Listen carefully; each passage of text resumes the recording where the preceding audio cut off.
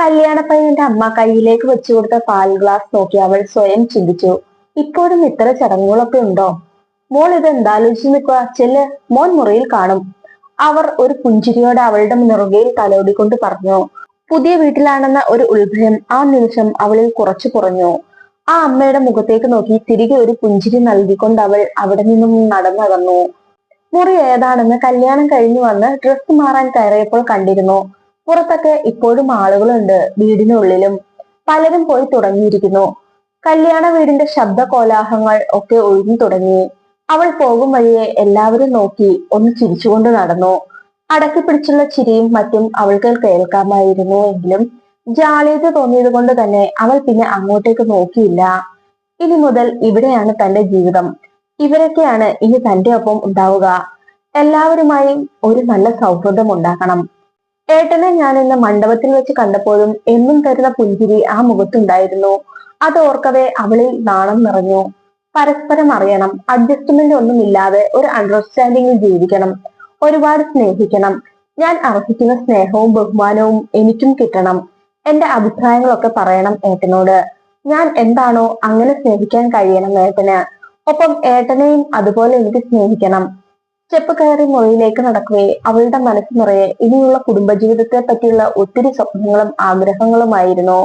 ഇടയ്ക്ക് അച്ഛനെയും അമ്മയെയും ഓർത്തപ്പോൾ വിഷമം തോന്നി.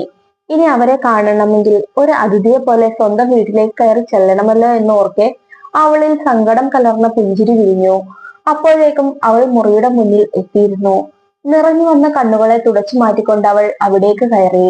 മുറിയിലെ ബാത്റൂമിൽ വെള്ളം വീഴുന്ന ശബ്ദം കേട്ടപ്പോൾ അവൾക്ക് മനസ്സിലായി അവൻ അതിനുള്ളിലാകുമെന്ന്.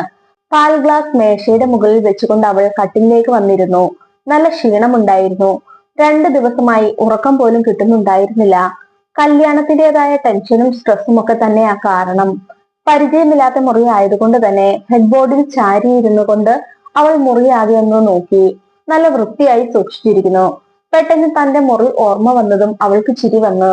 എന്തൊരു അലങ്കോലമാണ്. എങ്കിലും ആഴ്ചയിൽ ഒരിക്കൽ പേരിന് വേണ്ടി വൃത്തിയാക്കും. വീണ്ടും അതേ അവസ്ഥ തന്നെ ആയിരിക്കും. എങ്കിലും മുറി വൃത്തികേടാക്കി ഇടുന്നതിന് വഴക്ക് പറയുന്ന അച്ഛനെയും അമ്മയും ഒപ്പം തനിക്ക് പാര പണിയാൻ മുന്നിൽ നിൽക്കുന്ന അനിയനെയും ഒക്കെ ഓർക്കെ അവൾക്ക് വീണ്ടും സങ്കടം വന്നു. അനുവാദമില്ലാതെ നിറഞ്ഞൊഴുകുന്ന കണ്ണുകളെ അവൾ തുടച്ചു മാറ്റാൻ ശ്രമിച്ചുകൊണ്ടേയിരുന്നു. ഇത്രയും നാളും ഒറ്റയ്ക്ക് കിടന്നുകൊണ്ടിരുന്ന താനാണ് ഇന്നു മുതൽ മറ്റാരുടെയോ ഒപ്പം കിടക്കാൻ പോകുന്നത്. അതും വെറും മാസങ്ങൾ മാത്രം പരിചയമുള്ള ഒരാളുമായി. ഇടയ്ക്കിടെ വിളിക്കുകയും സംസാരിക്കുകയും ഒക്കെ ചെയ്യുമെങ്കിലും അവർ തമ്മിൽ അത്ര അടുപ്പം ഉണ്ടായിരുന്നില്ല. കല്യാണമൊക്കെ പെട്ടെന്നായതിന്റെ ബുദ്ധിമുട്ട് അവൾക്ക് നന്നായി ഉണ്ടായിരുന്നു. പരസ്പരം നന്നായി അറിയ പോലും ഇല്ലാത്ത ഒരാളുമായി നാളെ മുതൽ ഒരു ജീവിതം തുടങ്ങണമെന്നൊക്കെ പറഞ്ഞാൽ എന്തോ ഇതൊന്നും അക്സെപ്റ്റ് ചെയ്യാൻ അവൾക്ക് കഴിയുന്നുണ്ടായിരുന്നില്ല. എല്ലാവരും ഇങ്ങനെയൊക്കെ തന്നെയല്ലേ, പിന്നെ ഞാൻ മാത്രം എന്തിനാ പേടിക്കുന്നേ? അവൾ സ്വയം ചോദിച്ചു. പക്ഷെ സമൂഹം അങ്ങനെയാണെന്ന് കരുതി അതുമായി എല്ലാവരും പൊരുത്തപ്പെട്ടു പോകണമെന്നുണ്ടോ? എനിക്കെന്തോ ആകെ ഒരു വല്ലായ്മ. അവൾ തല വേദനിച്ചു തുടങ്ങിയതും നെറ്റിയിൽ കൈ കൊടുത്തുകൊണ്ട് കണ്ണടച്ചിരുന്നു. പെട്ടെന്ന് ബാത്റൂമിൽ നിന്നും ഫ്രഷായി ഇറങ്ങി അവൻ വരുന്ന ശബ്ദം കേട്ട് അവൾ കണ്ണു തുറന്ന് നേരെ ഇരുന്നു. അവനെ കണ്ടതും അവൾ അവനായി ഒരു പുഞ്ചിരി നൽകി. തിരികെ അവനും. അവൾക്കും ഒന്ന് ഫ്രഷ് ആകണമെന്നുണ്ടായിരുന്നു. ചുറ്റിയിരിക്കുന്ന ഈ സാരിയൊക്കെ അഴിച്ചു കളഞ്ഞ് നൈറ്റ് ഡ്രസ് എങ്ങാനും എടുത്തിടണമെന്ന് ആഗ്രഹം തോന്നി. എങ്കിലും ഒന്നും മിണ്ടാതെ അവൾ അവനെ നോക്കി ചിരിച്ചുകൊണ്ട് മേശയുടെ മേൽ വെച്ചിരിക്കുന്ന പാൽ ഗ്ലാസ് ചൂണ്ടിക്കാട്ടി. ദേ, പാൽ അവിടെ വെച്ചിട്ടുണ്ട്. അമ്മ തന്നു വിട്ടതാ, ഞാൻ കുടിക്കില്ല, ഏട്ടൻ കുടിച്ചോ. ആഹാ, തനിക്ക് പാൽ ഇഷ്ടമല്ലേ? അല്ല, എനിക്ക് കാച്ചിയ പാലിന്റെ ടേസ്റ്റ് തീരെ ഇഷ്ടമല്ല. അതെന്താടോ അങ്ങനെ? ഇതൊക്കെ ഹെൽത്തി ആയിട്ടുള്ള ഫുഡ് ഐറ്റംസ് അല്ലേ? അവൾ ഒന്നും മിണ്ടിയില്ല. പകരം ഒരു ചിരി മാത്രം നൽകി മറ്റെങ്ങോട്ടോ കണ്ണു പായിച്ചു. അവൻ ആ പാൽ ഗ്ലാസ് കയ്യിലേക്ക് എടുത്തുകൊണ്ട് അതിൽ നിന്നും പകുതി കുടിച്ചു. ബാക്കി അവൾക്ക് മുന്നിലായി കൊണ്ടുചെന്ന് നീട്ടി. ഏയ്, എനിക്ക് വേണ്ടേട്ടാ, എനിക്ക് അതിന്റെ ടേസ്റ്റ് ഇഷ്ടമല്ല. അങ്ങനെയൊന്നും പറയണ്ട, ഇന്ന് നമ്മുടെ ഫസ്റ്റ് നൈറ്റ് ആണ്. ഇതൊക്കെ അതിന്റെ ഒരു ചടങ്ങായി കൂട്ടിയാൽ മതി. ഇല്ല, വേണ്ട, എനിക്ക് വൊമിറ്റ് ചെയ്യാൻ വരും. ഒന്നുമില്ല, താൻ അങ്ങോട്ട് കുടിച്ചേ, ഞാൻ കുടിച്ചതിന്റെ പാതി കുടിച്ചേ പറ്റുള്ളൂ. ഈ ഷെയറിംഗ് എന്ന് വെച്ചാൽ ഒരാളുടെ ഇഷ്ടങ്ങളെ മറ്റൊരാളിൽ അടിച്ചേൽപ്പിക്കുക എന്നല്ല എന്ന് അവൾക്ക് പറയാൻ തോന്നിയെങ്കിലും മൗനം പാലിച്ചു. അവൾക്ക് അവൻ നിർബന്ധിക്കുന്നത് തീരെ ഇഷ്ടമായില്ലെങ്കിൽ കൂടി കെട്ട് കഴിഞ്ഞ ഉടനെ തന്നെ മുഷിപ്പിക്കേണ്ട എന്നതൊറ്റ കാരണം കൊണ്ടാണ് അത് വാങ്ങി എങ്ങനെയൊക്കെയോ ഒരു കവിൾ കുടിച്ചു. വൊമിറ്റ് ചെയ്യാനുള്ള ടെൻഡൻസി ഉണ്ടായെങ്കിലും അവൾ കഷ്ടപ്പെട്ടു പിടിച്ചു നിന്നു. ഗുഡ് ഗേൾ, ഇത്രേ ഉള്ളൂ. അത്രയും പറഞ്ഞുകൊണ്ട് അവൻ ഗ്ലാസ് വാങ്ങി തിരികെ മേശയുടെ പുറത്തേക്ക് വെച്ചു. അവൾക്ക് വല്ലാത്ത വീർപ്പുമുട്ടൽ അനുഭവപ്പെട്ടു. എന്തോ താൻ ആഗ്രഹിച്ചത് ഇങ്ങനെയൊന്നുമല്ല എന്നൊരു തോന്നൽ. എനിക്ക് നല്ല ഹെഡേക്ക് ഉണ്ടായിട്ടാ, ഞാനൊന്ന് കിടക്കട്ടെ, നല്ല ക്ഷീണം. അത്രയും പറഞ്ഞുകൊണ്ട് അവൾ കട്ടിലേക്ക് നേരെ കയറി കിടന്നു. അവൻ പെട്ടെന്ന് അവളെ പിടിച്ചു വലിച്ച് കിടക്കയിൽ നിന്നും എഴുന്നേൽപ്പിച്ചു. ഷോ, താൻ എന്താടോ ഇങ്ങനെ എന്നും ചോദിച്ചുകൊണ്ടുള്ള അവന്റെ പെട്ടെന്നുള്ള പ്രവൃത്തി അവളെ ഒന്ന് ഞെട്ടിച്ചു. അത് അവളുടെ മുഖത്തും പ്രകടമായിരുന്നു. എന്താ? അവന്റെ കയ്യിൽ ഞെരിഞ്ഞമർന്ന് തന്റെ കൈ വിടുവിച്ചുകൊണ്ട് അവൾ ചോദിച്ചു. ഇന്നും നമ്മുടെ ഫസ്റ്റ് നൈറ്റ് അല്ലേ, താൻ ഇങ്ങനെ കിടന്നുറങ്ങിയാൽ എങ്ങനെയാ? അവന്റെ വഷളത്തരം നിറഞ്ഞ നോട്ടത്തോടെയുള്ള ചോദ്യം കേട്ട് അവൾ ഞെട്ടി. എന്താടോ താൻ ഒന്നും അറിയാത്ത പോലെ, താനിന്ന് വന്നേ. അതും പറഞ്ഞുകൊണ്ട് അവൻ അവളെ ബലമായി തന്നെ തന്റെ അടുക്കലേക്ക് ചേർത്ത് പിടിച്ചു. അവൾക്ക് വല്ലാത്ത ശ്വാസമുട്ടൽ അനുഭവപ്പെട്ടു. അവന്റെ ആ ചേർത്ത് പിടിക്കലിൽ അവനിൽ നിന്നും അവൾക്ക് കാമം എന്ന വികാരമല്ലാതെ മറ്റൊന്നും അനുഭവിച്ചറിയാൻ കഴിഞ്ഞില്ല.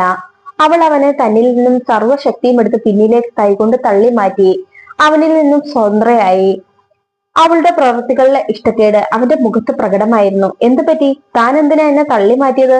ഞാൻ തന്റെ ഭർത്താവല്ലേ, ഞാനൊന്ന് ഹഗ് ചെയ്താൽ ഇപ്പൊ എന്താ?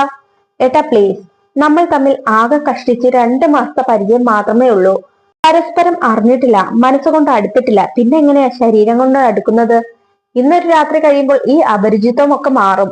നോ, എനിക്ക് പറ്റില്ല. ഞാൻ ഒട്ടും പ്രിപ്പയർഡ് അല്ല. ആദ്യം നമുക്ക് പരസ്പരം മനസ്സിലാക്കി സ്നേഹിച്ചു തുടങ്ങാം. പിന്നെ എപ്പോഴെങ്കിലും ഇതൊക്കെ നാച്ചുറലായി സംഭവിക്കുന്നതല്ലേ. താൻ ഇത് എന്തൊക്കെയാണോ പറയുന്നത്? താൻ പറഞ്ഞ പോലെ ആയിക്കോട്ടെ, പരസ്പരം അറിയാം, സ്നേഹിക്കാം. ബട്ട് ഇന്നൊന്ന് ഫസ്റ്റ് നൈറ്റ് ആഘോഷിച്ചാലുള്ള കുഴപ്പം എന്താ? ഞാൻ പറഞ്ഞില്ലേ, എനിക്ക് പറ്റില്ല. പെട്ടെന്ന് ഒരാളുമായി സെക്സിൽ ഏർപ്പെടാനൊന്നും എനിക്ക് താല്പര്യമില്ല. Please. I said no, that means no. അവൾ എതിർപ്പോടെ മുഖം തിരിച്ചു. അവനിൽ വല്ലാത്ത ദേഷ്യമുണ്ടാക്കി. തന്റെ അഭിമാനത്തെ ചോദ്യം ചെയ്യുന്നത് പോലെ അവന്റെ ഈഗോയ്ക്ക് തോന്നിയതും അവൻ ദേഷ്യത്തോടെ അവളുടെ മാറിൽ നിന്ന് സാരി തലപ്പ് വലിച്ചു മാറ്റാൻ തുടങ്ങി. അവളുടെ എതിർപ്പിനെ അവഗണിച്ചുകൊണ്ട് അവൻ അവളെ ബലമായി പ്രാപിക്കാൻ സജ്ജമാവുകയായിരുന്നു. പിന്നു പൊട്ടി സാരി മാറിയതും അവന്റെ കഴുകൻ കണ്ണുകൾ അവളുടെ ശരീരത്തെ കൊത്തി തിന്നാൻ തുടങ്ങി. അവന്റെ കവിളിലേക്ക് പറ്റുന്ന രീതിയിൽ അവൾ ശക്തിയായി അടിച്ചു. അവൻ അവളെ തിരികെ അടിക്കാൻ മുടിക്ക് കുത്തിപ്പിടിച്ചതും അവൾ അവനെ എങ്ങനെയൊക്കെയോ തള്ളി മാറ്റിക്കൊണ്ട് വാതിൽ ലക്ഷ്യമാക്കി ഓടി. മുറിയുടെ കതക് തുറന്ന് കരഞ്ഞു കലങ്ങിയ കണ്ണുകളോടെ അവൾ പുറത്തേക്ക് ഇറങ്ങി. സാരി തലപ്പെടുത്ത് മാറി മറച്ചുകൊണ്ട് അവൾ മുന്നോട്ട് ഓടാൻ തുടങ്ങിയതും അവൻ അവളുടെ മുടിയിലേക്ക് പിടിച്ചു വലിച്ചുകൊണ്ട് അകത്തേക്ക് അവളെ തള്ളിയിടാൻ ശ്രമിച്ചു. ആ അമ്മേ! അവൾ അറിയാതെ തന്നെ ഉറക്കെ വേദന കൊണ്ട് നിലവിളിച്ചു പോയി. ശബ്ദം കേട്ട് തൊട്ടപ്പുറത്തെ മുറിയിലേക്ക് കയറിപ്പോയ അമ്മ ഇറങ്ങി വന്നു. അവിടെ കണ്ട കാഴ്ച അവരെ നടുക്കി. അവൻ മുടിക്ക് കുത്തിപ്പിടിച്ചു വലിക്കുമ്പോൾ അതിന്റെ വേദനയിൽ പിടഞ്ഞുകൊണ്ട് അകത്തേക്ക് കയറാൻ സമ്മതിക്കാതെ നിലവിളിക്കുന്ന അവളെ കാണെ ആ അമ്മ ഓടി വന്ന് അവന്റെ കയ്യിൽ നിന്നും അവളെ സ്വതന്ത്രമാക്കി. അപ്പോൾ തന്നെ അവർ അവന്റെ മുഖം അടച്ചൊരടി കൊടുക്കുകയും ചെയ്തു. അമ്മയുടെ കയ്യിൽ നിന്നും അടി കിട്ടിയതും അവൻ പകയോടെ പേടിച്ച് അവരുടെ പുറകിൽ നിന്ന് ഏങ്ങിക്കരയുന്ന അവളെ നോക്കി. ശബ്ദം കേട്ടപ്പോഴേക്കും അവന്റെ അച്ഛനും അവിടെ ഉണ്ടായിരുന്ന അടുത്ത ചില ബന്ധുക്കളായ 2-3 പേരും കൂടി വന്നു. അവിടുത്തെ കാഴ്ച കണ്ട് എല്ലാവരും ഞെട്ടി നിന്നുപോയി. എന്താ മോളെ, എന്താ പറ്റിയത്? ആ അമ്മയുടെ തോളിൽ തല ചേർത്ത് കരയുന്ന അവളെ നോക്കി അവന്റെ അച്ഛൻ ചോദിച്ചു. ഇയാൾ എന്നെ ബാക്കി മുഴുവിപ്പിക്കാതെ അവൾ കരഞ്ഞു. ഛോ, ഇതിനൊക്കെ ഇങ്ങനെ നിലവിളിച്ച ആളെ കൂട്ടണോ? ഇതൊക്കെ കല്യാണം കഴിഞ്ഞാൽ സാധാരണ അല്ലേ? പിന്നെ എന്തിനാ കൊച്ചെ ഇങ്ങനെ പ്രശ്നമുണ്ടാക്കി ആ കൊച്ചനെ നാണം കെടുത്തുന്നത്? കൂട്ടത്തിൽ നിന്ന് ഒരു മുതിർന്ന സ്ത്രീ കാര്യം മനസ്സിലാക്കിയതുപോലെ പറയുന്നത് കേട്ട് അവൾക്ക് അത്ഭുതവും ഞെട്ടലും ഉണ്ടായി. ഇയാൾ എന്റെ സമ്മതമില്ലാതെയാ എന്നെ തൊടാൻ നോക്കിയത്. He try to rape me. അപ്പോഴേക്കും കണ്ണുനീർ തുടച്ചുകൊണ്ട് അവൾ നേരെ നിന്നു. ദേഷ്യം വരുന്നുണ്ടായിരുന്നു അവൾക്ക്. ഈ കൊച്ചി ഇതെന്തൊക്കെയാ പറയുന്നത്? റേപ്പോ? അത് നിന്റെ കഴുത്തിൽ താലി കെട്ടിയ ആളല്ലേ, അവന് നിന്ന് തൊടാൻ നിന്റെ അനുവാദം വേണോ? നിങ്ങളും ഒരു സ്ത്രീ തന്നെയല്ലേ? ഒരു താലി കെട്ടിക്കഴിഞ്ഞാൽ ഞാൻ ഇയാളുടെ ഭോഗവസ്തു ആയെന്നാണോ? നോ എന്ന് പറഞ്ഞാൽ നോ എന്ന് തന്നെ അർത്ഥം. പിന്നെ ഈ കഴുത്തിൽ കിടക്കുന്ന മഞ്ഞച്ചരടിന്റെ ബലത്തിലാണ് ഇയാൾ എന്നെ റേപ്പ് ചെയ്യാൻ നോക്കിയെങ്കിൽ ഇങ്ങനൊരു മഞ്ഞച്ചരട് ഞാൻ വേണ്ടെന്ന് വെക്കും. എന്നെ റേപ്പ് ചെയ്യാനുള്ള ബാലൻസ് അല്ല ഈ താലിച്ചരട്. അവൾ കഴുത്തിലെ താലി ഊരി അവന്റെ കയ്യിലേക്ക് വെച്ചു കൊടുത്തു. അവനും അതിൽ ഒന്ന് പതറി. മോളെ! അവന്റെ അമ്മ നിറ കണ്ണുകളോടെ അവളെ നോക്കി. അമ്മ എന്നോട് ക്ഷമിക്കണം. ഭാര്യയെ തന്നെ പീഡിപ്പിക്കാൻ ശ്രമിക്കുന്ന ഒരാളുടെ ഒപ്പം ജീവിക്കാൻ എനിക്ക് ബുദ്ധിമുട്ടുണ്ട്. ഇങ്ങനെ സ്വന്തം ഇഷ്ടങ്ങളെ എന്റെ മേൽ അടിച്ചേൽപ്പിക്കുന്ന ഒരു ഭർത്താവിനെ എനിക്ക് വേണ്ട. അഹങ്കാരി! അവൾ പറയുന്നത് കേട്ടില്ലേ? ഇതുപോലെ ഒന്നിനെ വീട്ടിൽ വാഴിക്കാത്തത് തന്നെയാ നല്ലത്. ആ സ്ത്രീ പറഞ്ഞത് കേട്ട് അവൾ ഒന്ന് ചിരിച്ചു. ആത്മാഭിമാനം പണയം വെച്ച് ജീവിക്കാൻ എന്റെ അച്ഛൻ എന്നെ പഠിപ്പിച്ചിട്ടില്ല.